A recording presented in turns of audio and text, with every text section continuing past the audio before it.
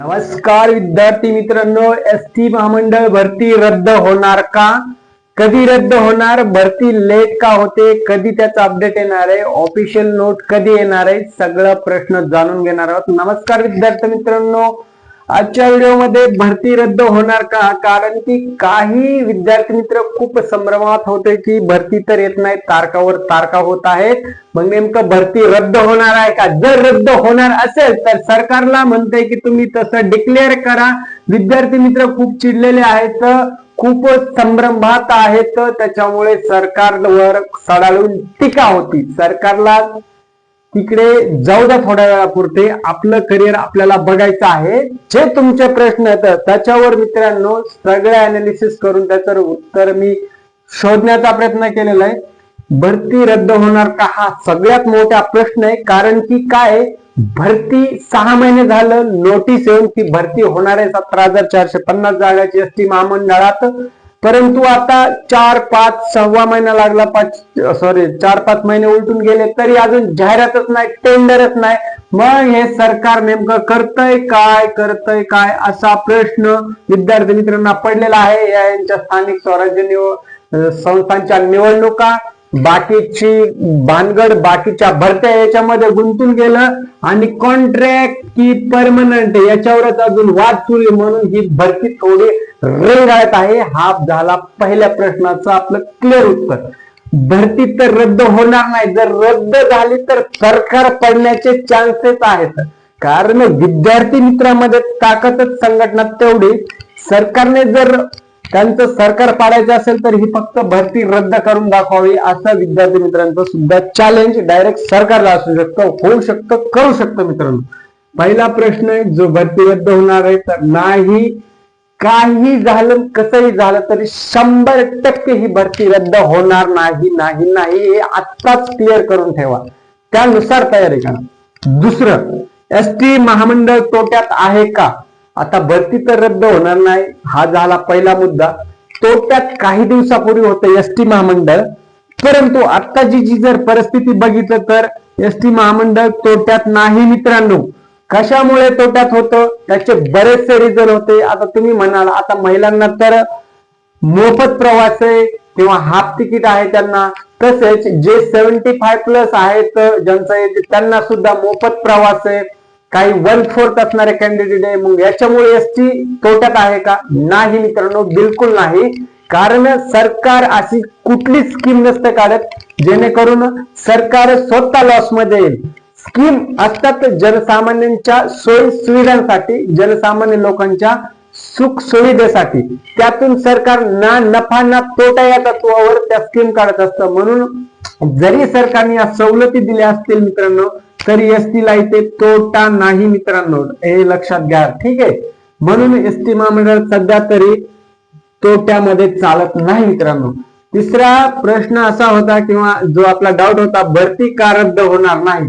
मी तुम्हाला सांगितलं ना, भरती का रद्द होणार नाही. जर रद्द झाली तर महाराष्ट्रात महाभयंकर एक वातावरण गरम होईल, विस्फोट होईल, एक आक्रोश होईल. आणि जे या भरतीच्या जीवावरती, या भरतीच्या आशेवरती विद्यार्थी मित्र बसलेले आहेत, ज्यांचं करिअर इथे त्यांना घडवायचंय, ते तयारी करत आहात, मेहनत करत आहात. आणि जर शासनाने जर भरती रद्द केली तर शासनावर प्रचंड टीका होईल, शासन पलटूही शकते. त्याच्यामुळे भरती बिलकुल रद्द होणार नाही. हा सुद्धा मनातून तुमचा जो डाऊट आहे तो काढून टाका. भरती कधीच रद्द होत नसते. हे बघा, जर रद्द झाली तर सरकारचा ऑफिशियल GR येत असतो, नोटीस येत असती, प्रेस कॉन्फरन्स होत असती, पूर्ण न्यूजपेपरला त्याची न्यूज जात असते आणि त्याचं एकदम ॲक्युरेट ॲक्युरेट असं त्याचं कारण सांगितलं जातं की ही भरती नेमकं रद्द का झाली, का सरकारला ही भरती रद्द करावी लागली. त्याचं एकदम ॲक्युरेट असं प्रश्नाचं उत्तर जसं आपण देत असतो तसंच त्याचं सरकारला सुद्धा उत्तर देणं बांधील आहे सरकार आपल्या प्रश्नात, हे लक्षात घ्या. म्हणून जर रद्द झाले तर सगळ्या गोष्टी येतात, परंतु 99.99% मित्रांनो भरती रद्द होणार नाही. नाही म्हणजे नाही. ठीक आहे, जर रद्द झाली तर काय, तेच आता जे तुम्हाला बोललो ऑफिशियल जी येणार, प्रेस कॉन्फरन्स होणार, ह्या सगळ्या गोष्टी आहेत. आता नेमकं करावं काय? आता इथे सगळ्यात मोठं कन्फ्युजन आहे, सगळ्यात मोठा प्रश्न आहे. आता नेमकं करावे काय? 4-5 महिन्यापासून फक्त विद्यार्थ्यांच्या प्रश्नावर खिलवाड सुरू आहे. तर विद्यार्थी मित्रांनो, अंत असती प्रारंभ, the end is the beginning, हे आपण सोशल मीडियावरती एक चाणक्याचं थोडक्यात वाक्य आहे. म्हणजे खूप थोर पुरुष, महापुरुष हे वाक्य बोलून गेले. तर आणि आता काही यांनी पण हे वाक्य, त्याच्यावर पुस्तकं पण तयार झाली. तर अंत असती प्रारंभ म्हणजे तुमचा जरी शेवट असला तरी त्यालाच तुम्ही सुरुवात करायची.